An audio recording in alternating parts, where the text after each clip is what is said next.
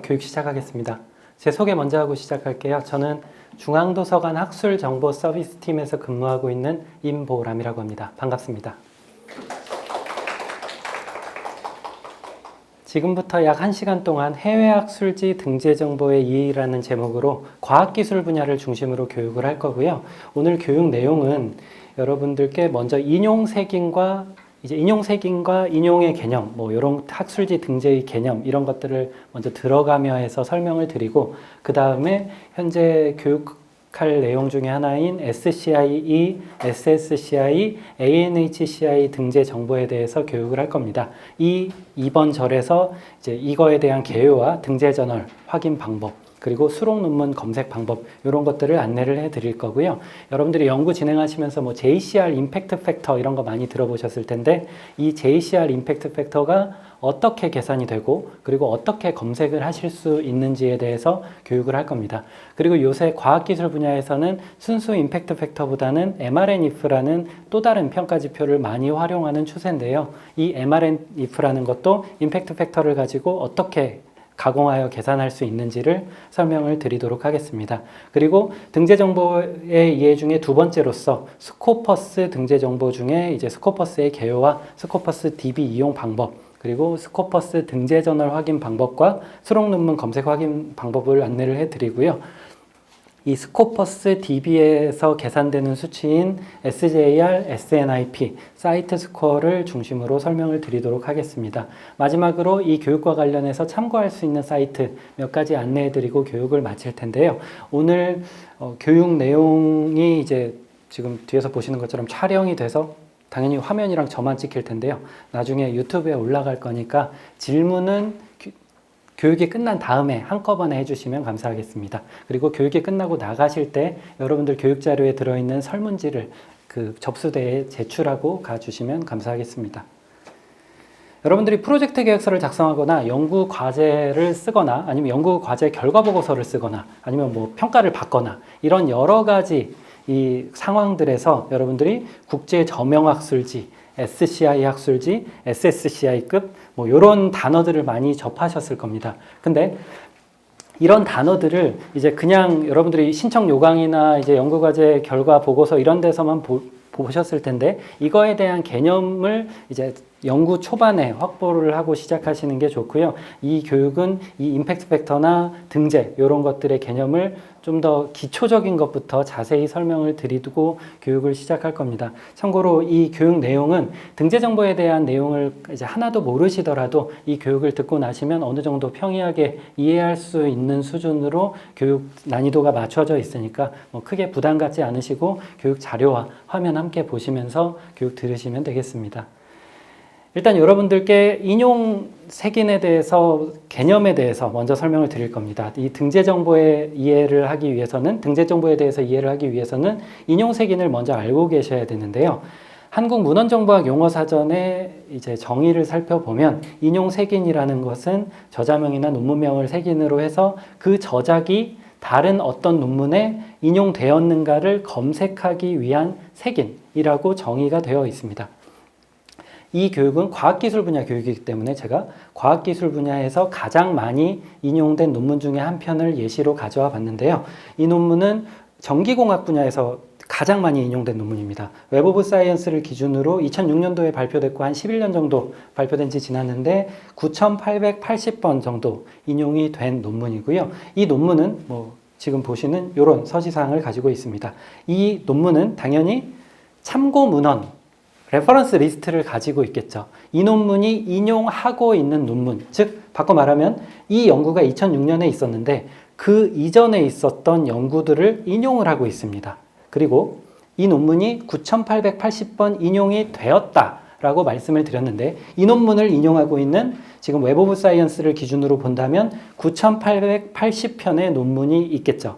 이걸 인용과 피인용의 관계라고 하는데요. 지금 보시는 것처럼 인용, 사이테이션이라는 건 논문과 논문 사이에서 발생을 합니다. 그래서 여러분들이 어떤 논문 하나가 가지고 있는 레퍼런스 리스트가 이제 인용 개념이라고 보시면 되겠고요. 이 논문이 인용이 된 논문들을 이제 피인용이라고 합니다. 그리고 이 인용은 논문과 논문 사이에서 발생을 하는데, 이러한 논문 간의 인용, 피인용에 대해서 학술지 단위로 색인을 해서 색인된 학술지 수록 논문을 검색할 수 있도록 하는 것이 인용 색인이라고 보시면 되고, 이 인용 색인 DB 중에 가장 대표적인 것이 지금 보시는 웹 오브 사이언스와 스코퍼스입니다. 그래서 여러분들이 지금 이번 교육 시간에 웹 오브 사이언스와 스코퍼스 인용 색인과 이걸 바탕으로 뭐 등재 정보 확인하는 방법, 뭐 JCR 임팩트 팩터와 스코퍼스 SJR 이런 것들을 여러분들께 교육을 해 드릴 겁니다. 아까 인용이라는 건 논문과 논문 사이에서 발생하는 것에 반해서 학술지가 등재된다는 것은 학술지 단위로 일어납니다. 특정 DB에 해당 학술지가 등재되는 것을 의미를 하고요. 어떤 학술지가 등재가 된다면 그 학술지에 수록된 논문들이 그 해당 DB에서 검색이 됩니다. 등재는 학술지 단위로 발생을 하고요. 지금 보시는 모두 과학기술 분야 다들 아시는 네이처라는 학술지가 있다고 했을 때 이 네이처라는 학술지는 SCI와 SCIE에 등재가 되어 있는데, 이 SCI와 SCIE에 등재된 학술지들은 웹 오브 사이언스라는 인용색인 데이터베이스에서 이 학술지에 발표된 논문을 검색을 하실 수가 있습니다. 그리고 그렇게 검색을 하시고 아까 아티클 단위, 즉 논문 단위로 일어나는 인용과 피인용의 관계를 이 DB에서 함께 검색을 하실 수가 있습니다. 바로 전 슬라이드에서 과학기술 분야에서 가장 많이 인용된 논문 한 편이 웹 오브 사이언스를 기준으로 9,880회 인용이 되었다라고 말씀을 드렸는데요. 그 아티클 타이틀로 이 웹 오브 사이언스 DB에서 검색을 해보시면 실제로 9,880편 이렇게 인용 횟수, 피인용 횟수가 나오고요. 그 피인용 횟수를 클릭을 해보면 해당 9,880편의 피인용 논문들을 함께 확인을 하실 수가 있습니다. 즉, 인용이라는 건 논문과 논문 사이에서 일어나지만 그 인용과 피인용의 관계를 DB화 해놓은 것은 이런 웹 오브 사이언스나 스코퍼스 같은 인용색인 DB에서 검색이 가능하고요. 이 인용색인 DB에 등재가 되는 것은 학술지, 즉 저널 단위로 일어나고, 특정 학술지가 특정 인용색인 DB에 등재가 된다면 이 학술지에 발표된 논문들이 해당 인용색인 DB에서 아티클, 즉 논문 단위로 검색이 된다는 걸로 이해하시면 되겠습니다. 다만 등재 시점에 따라서 수록 논문 검색 연도가 달라지는데요. 예를 들어 특정 학술지가 2016년에 SCIE에 등재가 되었다면 웹 오브 사이언스에서 해당 학술지에 발표된 논문들이 검색이 될 텐데, 등재되는 시점에서 그 등재 심사 과정에서 이 학술지는 2014년 발표 논문부터 웹 오브 사이언스에 수록을 하겠다, 이런 것들이 정해집니다. 그렇기 때문에 예를 들어 2016년에 등재가 되었다면 2014년 발행분부터 웹 오브 사이언스에서 검색이 된다든지 이렇게 커버리지가 정해집니다. 그래서 여러분들이 어떤 학술지에 논문을 투고를 했는데 그 학술지가 몇 년도 2016년 이후부터만 웹 오브 사이언스에서 인정이 되어가지고 여러분들이 발표한 2015년 발표 논문이 웹 오브 사이언스에서 검색이 되지 않을 가능성도 있습니다. 즉 등재라는 것은 학술지 단위로 일어나는데 그 학술지 발표 논문의 몇 년도 이후부터 웹 오브 사이언스에서 검색이 가능하다, 이렇게 등재 심사 과정에서 연도가 정해져 있다는 걸 알고 계시면 되겠습니다. 그렇다면 이러한 등재 정보는 대표적인 것들이 어떤 것들이 있는지 설명을 드릴 텐데요. 오늘 해외 학술지 등재 정보의 이해라는 제목으로 교육을 하겠지만 국내에 대한 것도 한 가지 설명을 드릴 겁니다.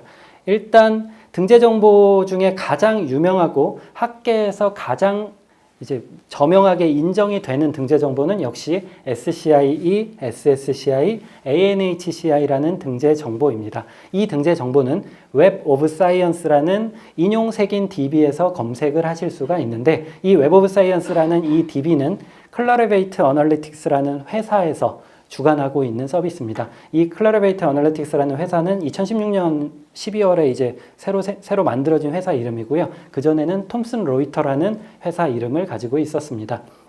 그래서 여러분들이 SCIE, SSCI, ANHCI 등재 정보는 클러리베이트 어널리틱스라는 회사에서 운영하는 웹 오브 사이언스라는 인용색인 DB를 기반으로 작성이 됐다는 걸 이해하시면 되겠고요. 두 번째로 국외 학술지 등재 정보 중에 많이 알려져 있는 것은 스코퍼스입니다. 이 스코퍼스라는 것은 국외 학술 출판사 중에 가장 유명한 출판사 중에 하나인 네덜란드의 엘스비어라는 출판사에서 제공하는 스코퍼스라는 DB에서 이제 여러분들이 이 스코퍼스 등재 정보를 확인을 하실 수가 있고요. 이 두 가지가 이제 국외 DB 등재 정보 중에 가장 유명한 것이고, 국내에서는 KCI, 한국연구재단 등재지라는 게 있습니다. 이 연구재단 등재지는 보시는 것처럼 한국연구재단에서 운영하는 한국학술지 인용색인 데이터 기반으로 이제 운영되는 데이터베이스고요. 등재 정보는 각각 SCIE, SSCI, ANHCI와 스코퍼스, KCI 이런 것들이 가장 대표적으로 있다는 것을 알고 계시면 되겠습니다. 근데 일반적으로 특정 학술지는 뭐 당연히 중복하여 등재가 될 수가 있습니다. 중복하여 등재가 될 수가 있는데, 일반적으로 학계에서는 SCIE 등재 학술지의 경우에는, 또 스코퍼스 등재 학술지의 경우에는 연구재단 등재지로 이렇게 자동으로 인정을 해주는 추세입니다. 실제로 한국연구재단 등재 학술지의 등재제도 관리 지침을 살펴보면 뭐 학술지가 해외 학술지 DB, SCIE, SSCI, ANHCI, 스코퍼스에 등재가 되었을 경우에는 재단에서 별도 평가 없이 한국연구재단 등재지로 인정한다. 뭐 이런 구절이 있고요. 즉 여러분들이 특정 학술지가 여러 등재 정보에 중복하여 등재가 될 수가 있는데, 만약에 여러분들이 SCIE에 등재된 학술지를 보고 계시다면 그 학술지는 자동으로 KCI 등재지로 인정될 가능성이 높다는 것을 알고 계시면 되겠습니다. 그럼 SCIE, SSCI, ANHCI에 대해서 설명을 드릴 텐데요. 아까 말씀드렸던 것처럼 이 등재 정보들은 클레리베이트 어널리틱스, 즉 예전에 톰슨 로이터라는 회사에서 제공하는 학술지의 인용 색인입니다. 연중 학술지 평가를 통해 등재지가 결정되고요. 이 웹 오브 사이언스에서 검색할 수 있는 각각의 인용 색인들이 크게 세 가지가 있습니다. 과학기술, 사회과학, 인문예술 이렇게 나뉘고요. 흔히 이 약자를 따서 SCIE, SSCI, ANHCI 이렇게 많이 설명을 합니다. 그래서 여러분들이 특정 뭐 연구과제 평가를 할 때 SCIE 등재 여부를 표시해라 라고 하면 과학기술 요 SCIE 등재 여부를 표시하시면 되고요. 뭐 SSCI 등재 여부를 표시하라고 하면 요 SSCI 등재 여부를 표시하시면 되겠습니다. 이 등재 여부를 확인하는 방법에 대해서는 뒤에서 다시 한번 설명을 드릴 거고요. 이 SCI를 본격적으로 설명드리기 전에 이 SCI가 어떻게 생겨났는지를 이제 간단하게 설명을 드릴 텐데요. 이 SCI라는 건 유진 가필드라는 사람이 이제 처음으로 만든 뭐 인용색인이라고 보시면 됩니다. 이 유진 가필드라는 분은 이제 원래 지금 이분은 이제 정보학 쪽에서 유명하신 학자인데요. 원래는 처음부터 정보학, 도서관학을 전공하셨던 분은 아니고요. 1949년에 콜롬비아대 화학과 학부를 졸업을 하셨습니다. 화학자로 처음에 커리어를 밟으시다가 화학과 학부를 졸업을 한 다음에 이분이 화학자가 되기 위해서 에반스라는 뭐 화학연구소에 이제 연구원으로 취직을 해서 뭐 화학자로서 여러 가지 실험들을 합니다. 근데 이제 연구를 하다가 폭발 사고가 한번 일어납니다. 그래서 화학자로서 폭발 사고가 일어났기 때문에 나름대로 이분으로서도 좌절을 좀 하셨고, 그 다음에 근데 혹시 그 에반스라는 연구소의 실험 환경이 문제인 것은 아닌가라고 생각을 하셔서 콜롬비아대 화학과에 있는 다른 연구소로 이직을 하십니다. 근데 이직을 했는데 그 이후에 또다시 폭발 사고가 일어납니다. 그래서 이분이 자기 자신에 대해서 이제 화학자로서 계속 커리어를 밟아도 될지 뭐 여러 가지 고민을 하고 있던 와중에 이분이 그 콜롬비아대 문헌정보학과 어떤 교수님께서 뭐 프로젝트 참여 연구원으로 참여를 하셨는데요. 말하자면 알바죠. 그 어떤 프로젝트에 참여 연구원으로 참여를 하셨는데 그 당시에 참여하신 프로젝트가 존스 홉킨스 대학에서 하는 웰치 메디컬 인덱싱 프로젝트라는 프로젝트였습니다. 이 프로젝트가 현재 매들라인의 전신, 즉 펀메드에서 검색할 수 있는 매들라인이라는 인용색인의 전신이고요. 이 인용색인, 그 당시에 최신 의학 논문들을 인용색인을 만들던 이 프로젝트를 참여를 하시면서 뭐 인용색인에 대해서 좀 더 영감을 얻으셨고, 그 이후에 콜롬비아대 문헌정보학과 석사에 입학을 하시고 54년도에 졸업을 하신 이후에 뭐 유진 가필드 연구소란 자기 이름을 딴 연구소를 설립을 합니다. 이 연구소를 설립을 하고 나서 1955년 석사 졸업 후 1년 만에 사이언스지에 Citation Indexes for Science라는 논문을 발표를 합니다. 이게 바로 지금 우리가 교육을 들으시게 될 SCI라는 것의 이제 이론적 근거가 되는 논문이라고 할 수가 있는데요. 이 논문이 이제 이런 서지사항을 가지고 있는데 55년도에 발표될 때만 해도 뭐 그렇게 학계나 도서관계에서 인정이 되던 논문은 아니었는데 1957년에 미국의 교육 사회계에 지대한 영향을 미친 사건이 하나 일어납니다. 스푸트니크를 소련이 미국보다 이제 우주에 먼저 쐈죠. 그걸 스푸트니크 쇼크라고 해서 뭐 이 당시에 냉전 이후로 미국과 소련이 모든 것을 경쟁하고 있었던 시절인데 그 경쟁 과정에서 소련이 미국을 이기고 스푸트니크를 먼저 우주에 쏩니다. 그래서 미국에서는 교육 과학계에 이제 우리 이대로 소련에게 질 수 없다. 뭐 이런 움직임이 좀 있었고요. 교육 과학기술계의 정부 예산, 뭐 교육 지침 이런 것들이 엄청나게 바뀌게 됩니다. 실제로 스푸트니크 쇼크라는 게 이제 어떤 하나의 마일스톤으로서 미국의 역사에선 중요하게 작용을 하는데요. 이 스푸트니크 쇼크가 있고 나서 미국에서 이제 과학기술계에 돈을 많이 쏟아붓다 보니까 당연히 연구비가 늘어나면 논문이 많이 나오죠. 논문이 많이 나오면 그동안 있었던 학술지로는 이 논문을 전부 받아들이기 어려운 지경에 이르렀기 때문에 학술지, 즉 저널이라는 것이 계속해서 늘어나게 됩니다. 그래서 저널이라는 것이 계속해서 늘어나니까 그 당시에 미국 대학 도서관 사서들이 어떤 학술지를 우리 대학 도서관에서 구독해야 하는지에 대한 기준이 필요했고요. 그렇기 때문에 인용색인이라는 것이 중요하게 각광을 받기 시작을 했습니다. 그걸 이제 이분께서 캐치를 하셔서 그 자기 이름을 딴 연구소를 과학정보연구소라는 것으로 이름을 바꿔서 설립을 1960년도에 했고요. 60년도에 한 다음에 1961년도에 SCI, 즉 과학기술 인용색인을 발표를 합니다. 그 이후에 73년도에는 사회과학, 78년도에는 인문예술 인용색인을 발표를 하고요. 그 이후로 이 인용색인이라는 것이 학계에서 점점 더 이제 인정을 받게 되면서 92년도에는 이 연구소가 톰슨 로이터라는 이제 세계 굴지의 기업에 인수가 되기에까지 이릅니다. 그리고 2016년 10월에 이 톰슨 로이터에서 운영하던 이 파트가 어떤 사모펀드에 인수가 돼서 그 사모펀드에서 클레레베이트 어널리틱스라는 별도의 회사로 이걸 뭐 이제 창사를 합니다.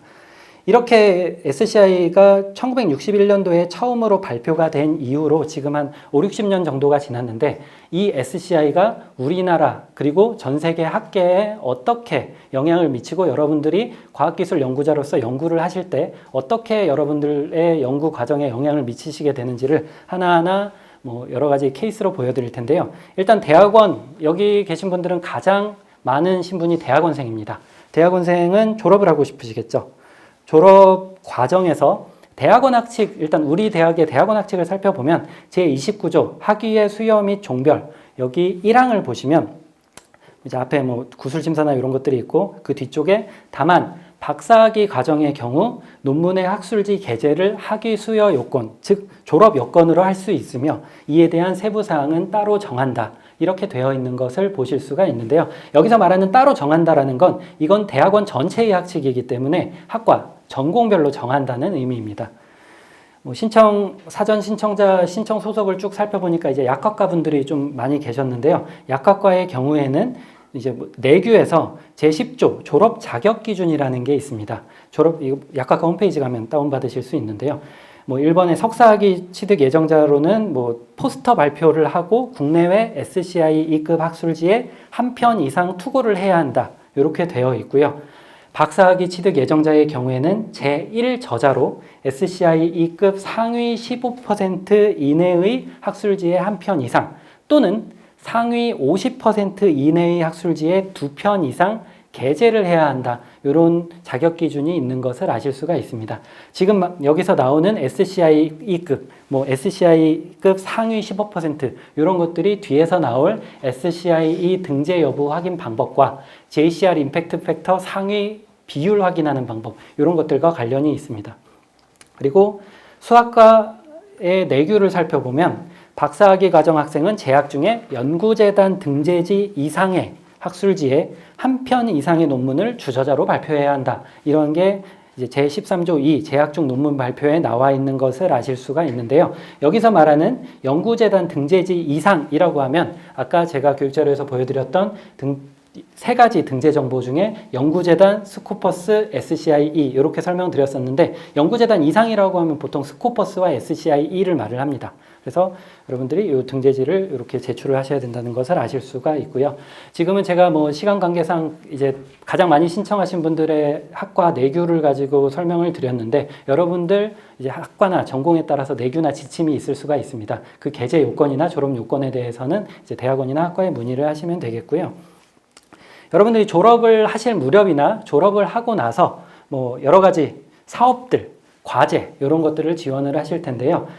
제가 지금 캡처한 건 한국연구재단에서 하는 학문 후속 세대 양성 사업이라는 것 중에 리서치 펠로우 세부 사업의 신규 신청 과제의 양식 중에 대표적인 연구 실적 요약문 부분을 캡처를 해봤습니다.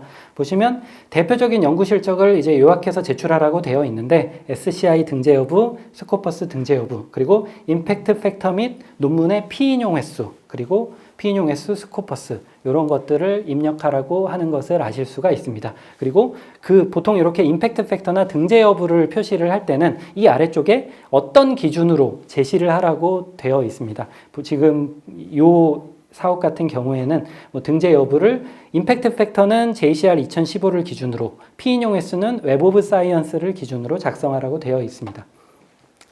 그리고 뭐 사업에 지원하거나 사업 결과 보고서를 쓰실 때도 사용을 하시지만 뭐 당연히 교원 신규 임용을 지원하실 때도 여러분들이 SCIE나 스코퍼스 등재 정보를 활용을 합니다. 지금 보시는 전인교원 신규 임용 지침은 인천에 있는 아이국립대학교의 신규 임용 지침인데요. 여기 보시면 학술지 분류가 이공계의 경우에는 최우수의 경우에는 100점, 우수의 경우에는 80점 이렇게 점수화를 시켜놓은 것을 아실 수가 있는데요.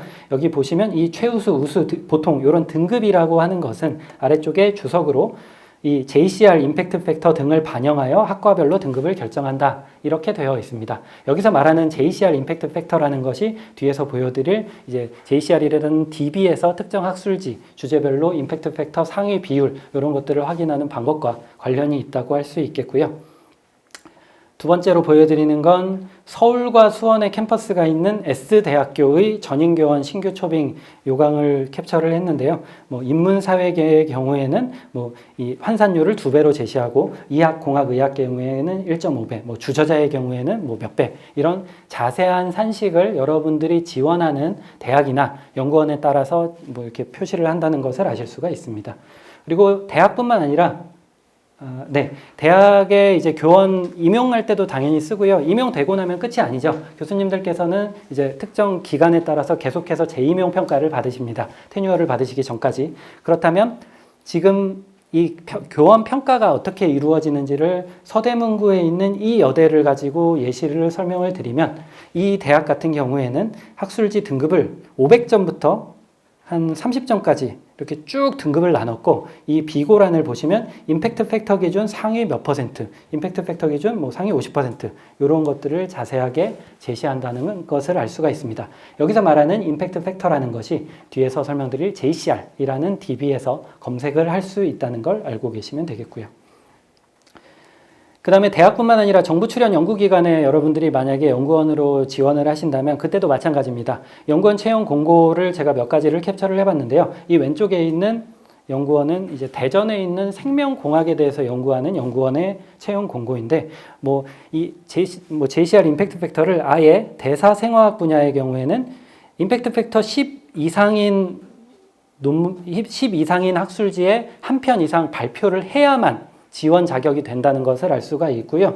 그리고 이 오른쪽에 있는 이 정부 출연 연구기관은 극지에 대해서 연구하는 K연구원인데요. 이 연구원 채용 공고를 보면 이 학술지별로 쭉 이제 개재 실적이 있는 자 이렇게 요구가 있는데 그 중에 뭐 네이처 사이언스 셀급 또는 당해년토 임팩트 팩터가 NSC 이상인 학술지에 뭐 발표를 한 경우에는 선도과학자라는 별도 전형으로 이제 뭐 채용을 한다 이런 것을 아실 수가 있습니다.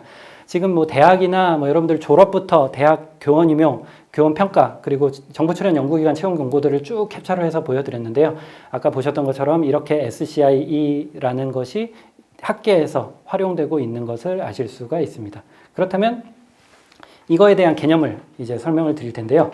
여러분들은 과학기술 분야 연구자들이 지금 많기 때문에 과학기술 연구자분들은 꼭 이걸 알고 계셔야 됩니다. 이걸 많이 헷갈려 하시는데 모든 SCI 저널은 SCIE 저널이라고 이해하시면 됩니다. 즉 포함관계가 이렇게 되고요. 지금 제가 집합 그림에서 보여드리는 것처럼 SCIE, E라는 게 이제 Expanded의 약자인데요. 이 SCIE 등재학술지는 이 연도별로 계속해서 업데이트가 되지만 대충 한 8,800종 정도가 있는데 그 중에 SCI 학술지가 3,700종 정도 된다는 것을 아시면 되겠습니다. 그리고 당연히 특정 학술지는 SCI, SCIE, SSCI, ANHCI에 중복하여 등재가 될 수가 있습니다. 지금 예시를 들어드린 의학사 관련 저널이나 아니면 컴퓨터 뮤직 저널 이런 저널들은 요 네 가지 등재 정보에 모두 네 가지에 전부 등재가 되어 있는 저널이고요. 여러분들이 특정 학술지에 투고를 하려고 하는데 SCI에 등재됐는지 SCIE에도 등재가 되었는지를 확인하시려면 이제 뒤에 보여드릴 등재 확인 방법을 참고하시면 되는데 여기서 알고 계셔야 되는 개념은 특정 학술지가 여러 등재 정보에 중복하여 등재가 될 수 있다는 걸 이해하시면 되겠습니다. 그리고 당연히 요 네 가지뿐만 아니라 뒤에서 설명드릴 스코퍼스나 이제 한국연구재단 등재지에도 중복하여 등재가 될 수가 있습니다. 그렇다면 특정 학술지가 SCIE 등재지인지 확인하는 방법에 대해서 설명을 드릴 텐데요. 방법은 크게 두 가지입니다. 클레리베이터 어널리틱스 홈페이지에서 확인하는 방법과 JCR이라는 DB에서 확인하는 방법인데요. 이 두 가지 확인 방법이 조금씩 다른데 일단 왼쪽에 있는 클레리베이터 어널리틱스 홈페이지에서 확인하는 방법이 더 최신의 정보를 담고 있다고 일단 이해하시면 되겠습니다. 그 이유는 이 JCR이라는 건 1년에 한 번만 업데이트가 되는 DB인 반면에 클레리베이터 어널리틱스에서는 수시로 이 등재 정보를 업데이트를 하기 때문에 최신 정보를 확인하시려면 이 클레리베이터 어널리틱스 홈페이지에서 확인을 하셔야 되고요. 만약에 임팩트 팩터라는 것까지 함께 확인을 하고 싶으시면 JCR에서 확인을 하셔야 됩니다. 그리고 ANHCI, 인문예술 분야에서는 임팩트 팩터라는 것이 없는데요. 이거는 과학기술 분야 연구자에겐 크게 해당하는 내용이 아니기 때문에 이건 크게 신경 안 쓰셔도 됩니다. 즉 어떤 학술지의 등재 여부를 확인하시려면 클레리베이터 어널리틱스 홈페이지에서 확인하거나 JCR DB에서 확인을 하셔야 되는데 클레리베이터 어널리틱스 홈페이지에서 확인하는 것이 더 최신의 정보를 포함하고 있습니다. 확인하는 방법은 이 주소로 들어가시면 이런 홈페이지 화면이 뜨고요. 여기서 이렇게 검색하시면 됩니다.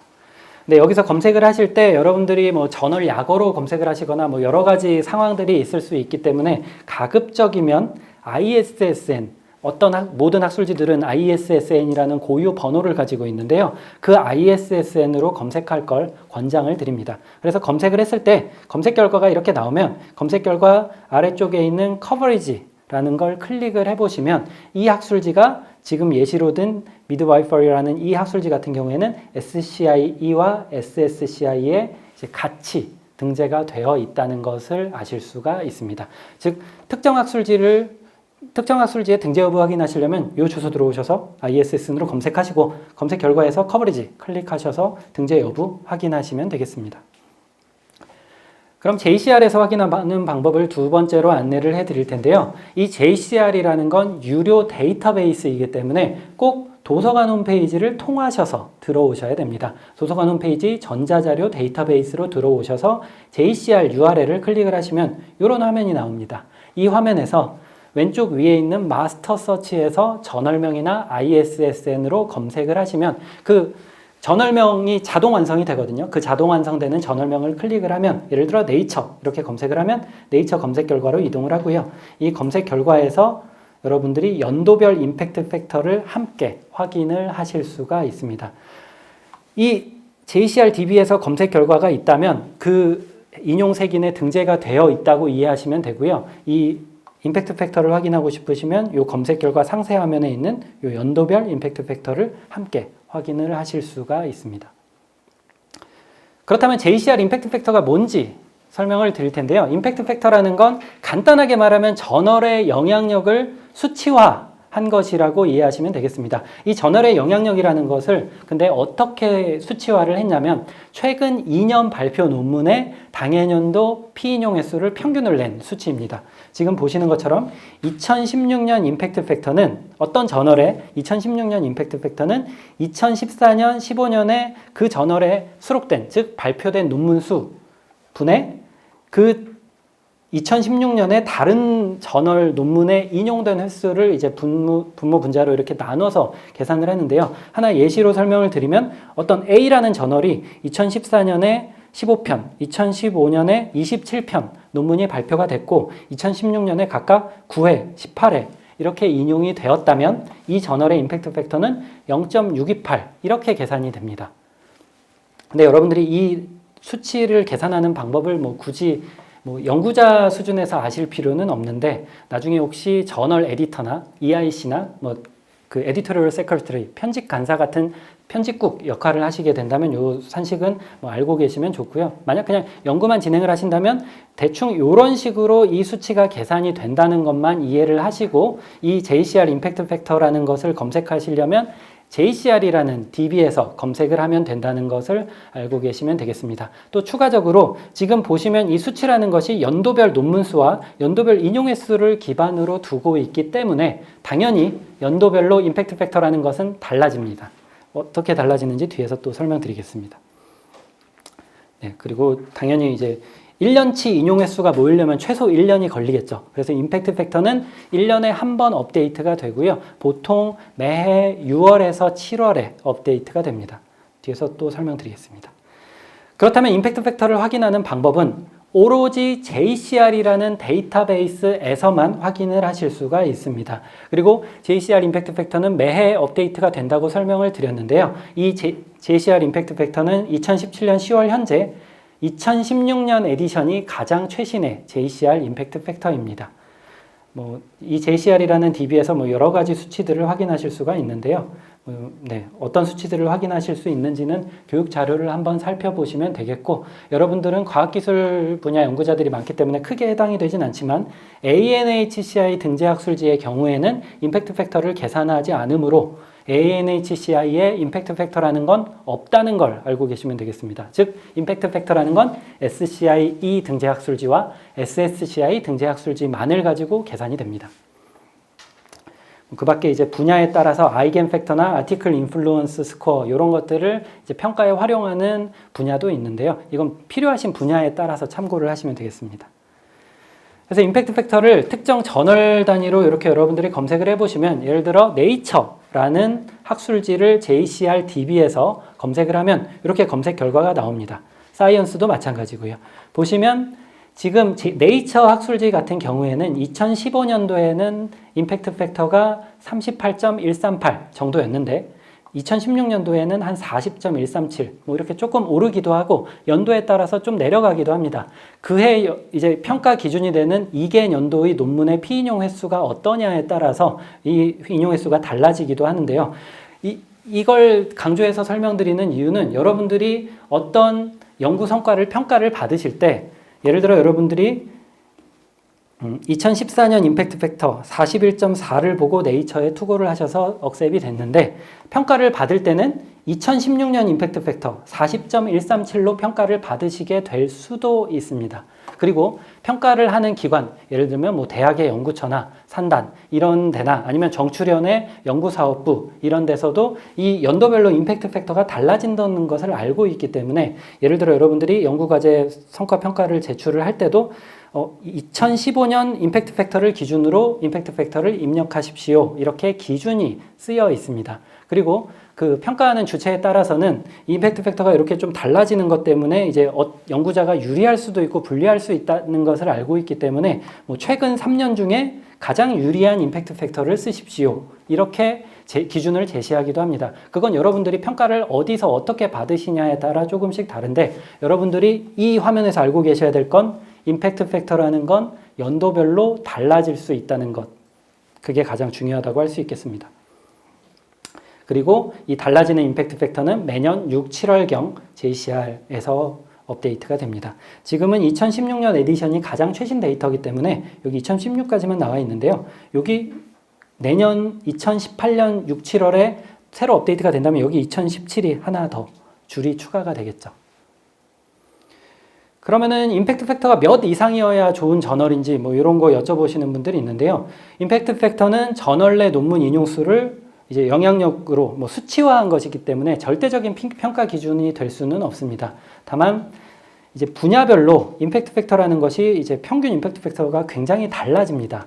여러분들은 과학기술 분야 연구자니까 이 미생물학과 지리학 이 두 가지 분야를 여러분들이 떠올리신다면 어떤 분야가 논문이 더 자주 나올 것 같으세요?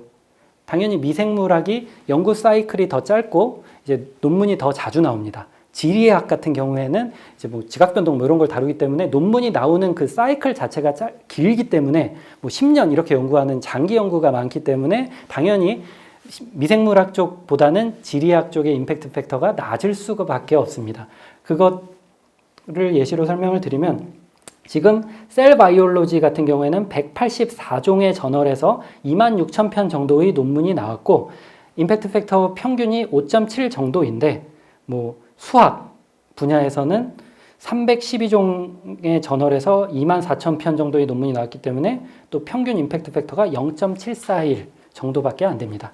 그래서 랭킹 10위의 저널 임팩트 팩터를 쭉 살펴보시면 각각 차이가 굉장히 크게 나타나는 것을 아실 수가 있는데요. 연구 과제를 평가하는 대학이나 연구원에서도 이런 내용들을 다 알고 있습니다. 그렇기 때문에 이 임팩트 팩터를 뭐 5 이상이어야 무조건 좋은 저널입니다. 이렇게 말씀드릴 수는 없습니다. 그 분야의 평균 임팩트 팩터에 따라서 5면 굉장히 높은 임팩트 팩터일 수도 있고 아닐 수도 있습니다.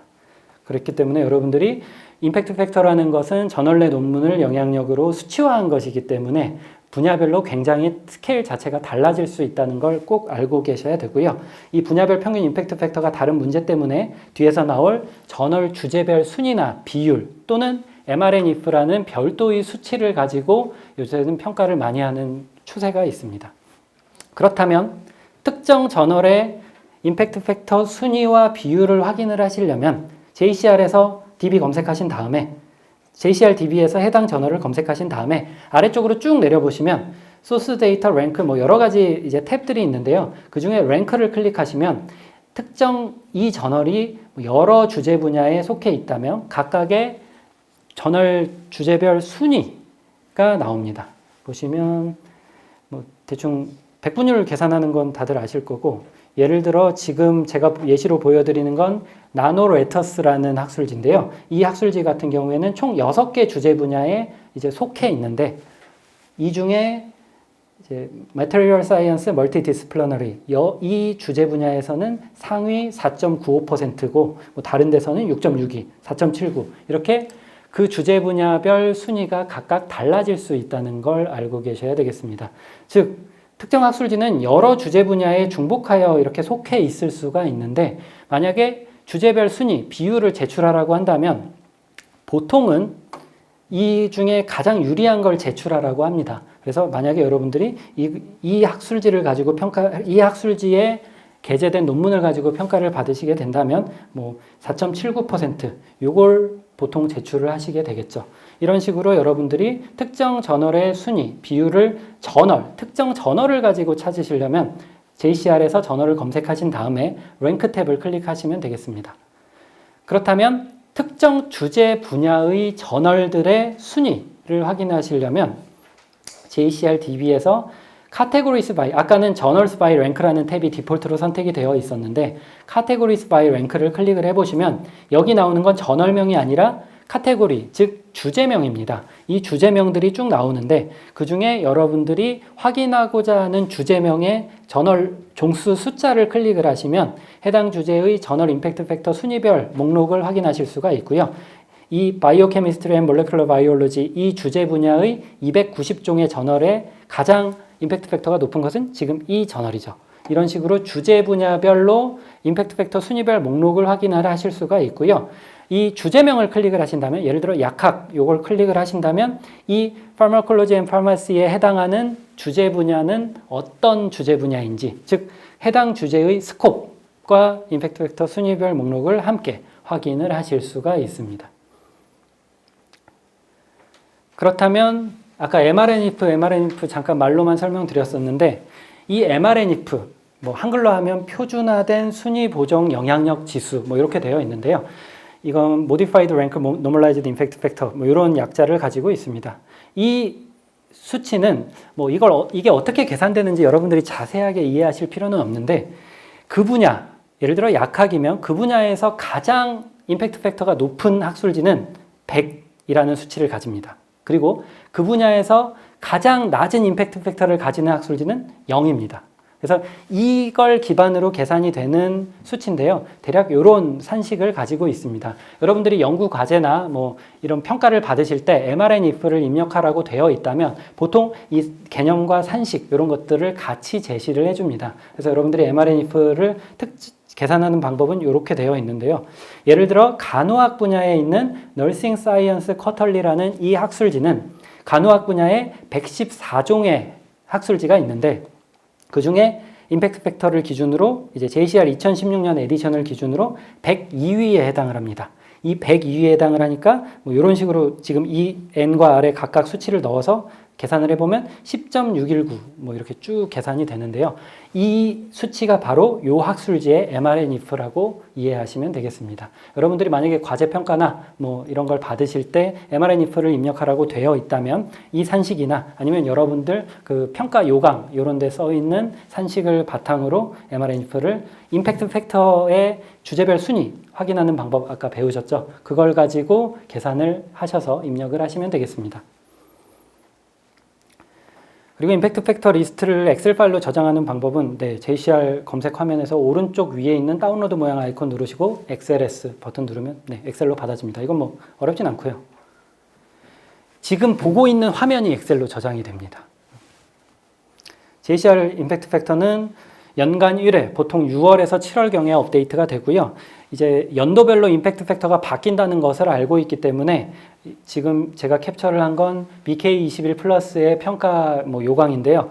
논문의 인정 여부는 2015년 JCR 기준을 따르고 ANHCI 등재지의 경우에는 임팩트 팩터가 없으므로 0으로 입력을 해라. 이렇게 제시를 한다는 것을 알 수가 있습니다. 그리고 2017년 10월 현재 가장 최신 JCR은 2016년 에디션이고요.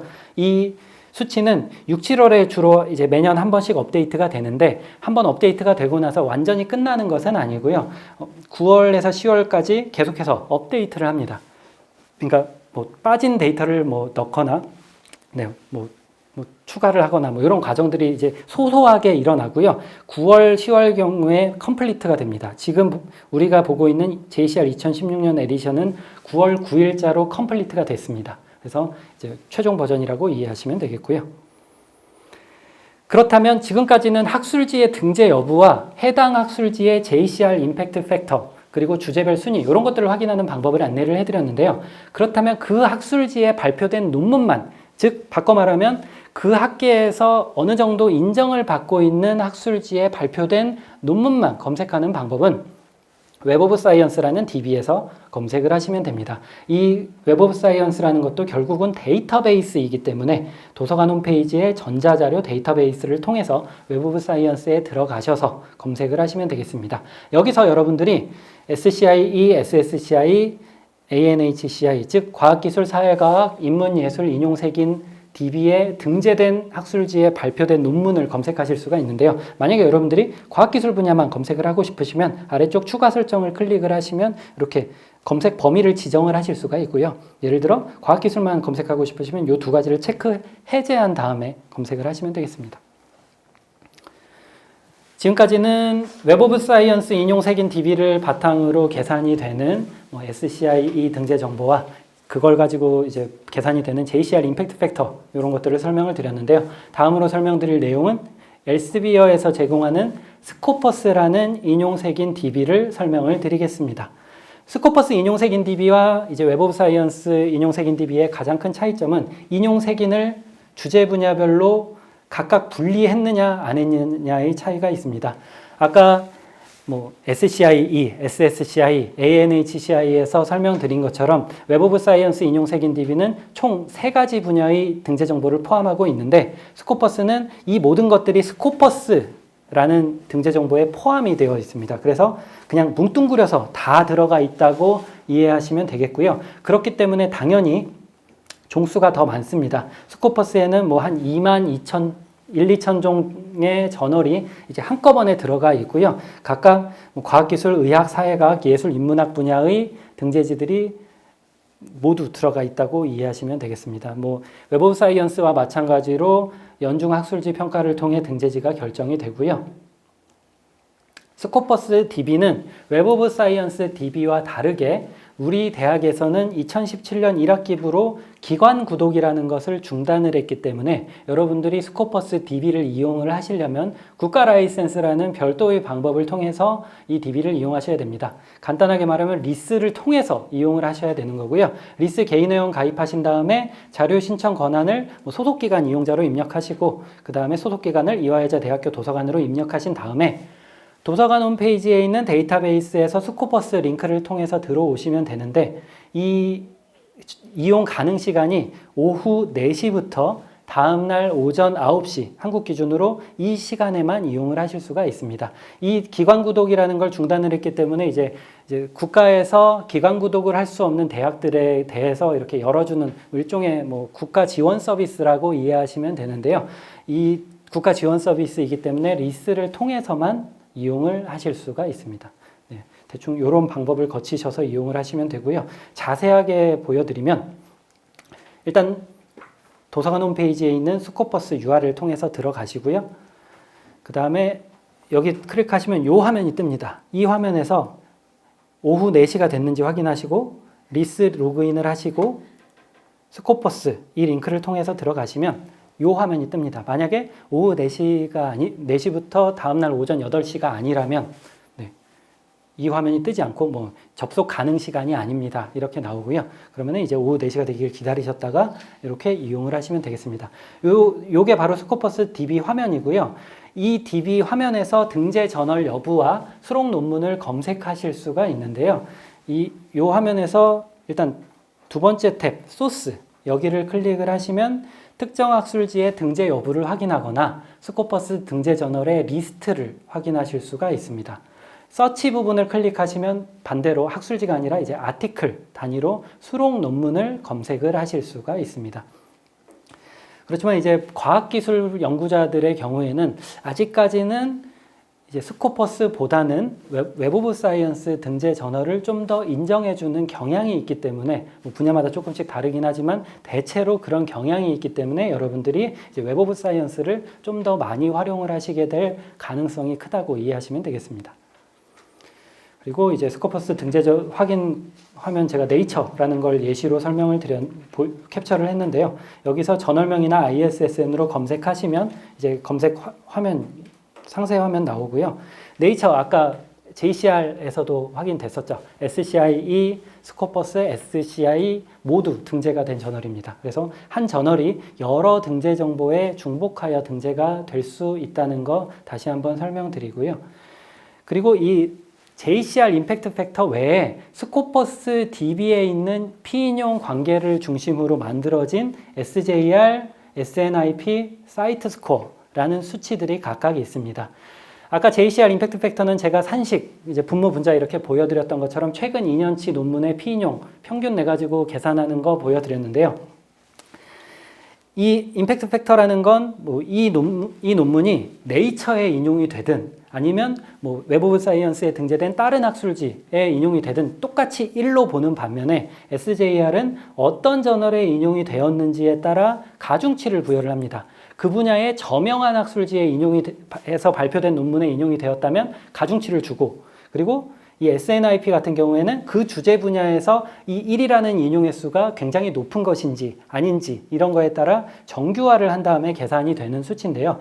이 SJR, SNIP의 경우에는 그 산식이 굉장히 복잡합니다. 시그마가 한 6개 나오고 이렇게 되게 복잡하게 계산이 되는데 여러분들이 이 산식을 역시 이해하실 필요는 없고 대강 어떤 저널에 따라 인용되었는지에 따라 가중치가 부여되는 수치는 SJR, 그리고 특정 주제 분야의 총 인용수를 가지고 정규화, 노멀라이제이션을 한 수치는 SNIP라고 이해하시면 되겠습니다. 그리고 사이트 스코어라는 건 역시 스코퍼스 데이터를 기반으로 만들어진 수치인데 2016년 12월에 이제 발표된 지 얼마 안 된 지표입니다. 그렇기 때문에 이제 SJR, SNIP 사이트 스코어는 아직까지는 과학기술 분야에서는 JCR의 임팩트 팩터만큼은 통용돼 많이 활용되는 수치는 아니지만 이제 나중에 이제 학계가 어떻게 변할지 모르기 때문에 이런 수치들이 있다는 것 정도는 이해하시면 되겠습니다. 그리고 확인하는 방법은 이렇게 각각 홈페이지에서 확인하시거나 아니면 스코퍼스 DB에서도 이 세 가지 수치를 모두 확인을 하실 수가 있습니다.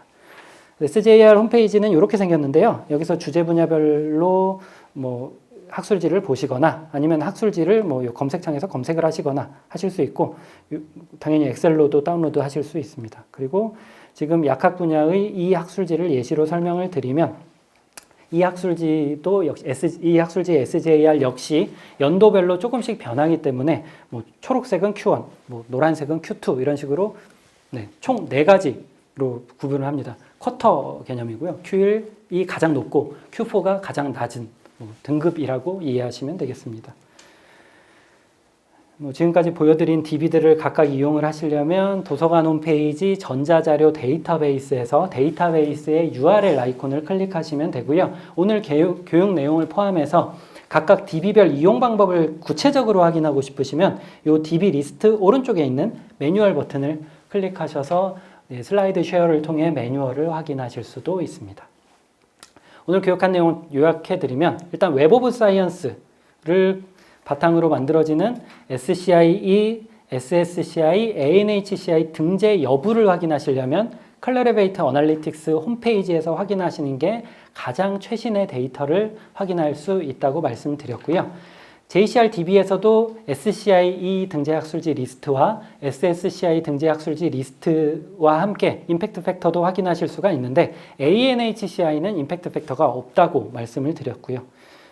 JCR 임팩트 팩터는 오로지 JCR DB에서만 확인하실 수가 있고 ANHCI 등재학술지의 경우에는 임팩트 팩터라는 것이 없다고 말씀을 드렸습니다.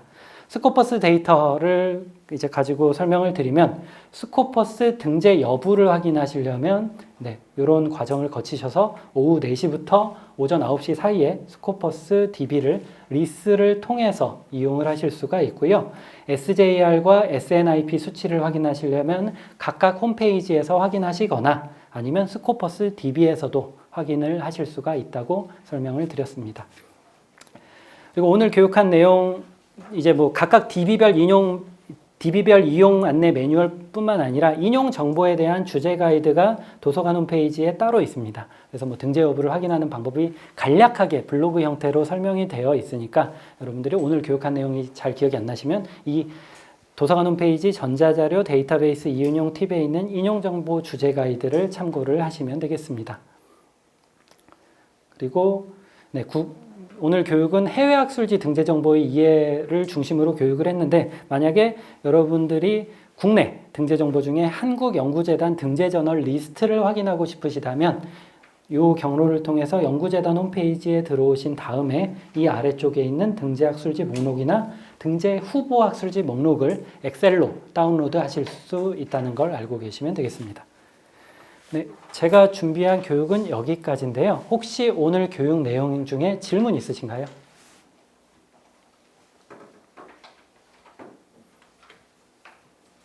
질문 없으시면 오늘 교육은 이것으로 마치도록 하겠습니다. 나가실 때 설문지 접수대에 꼭 내주시고요. 수고하셨습니다.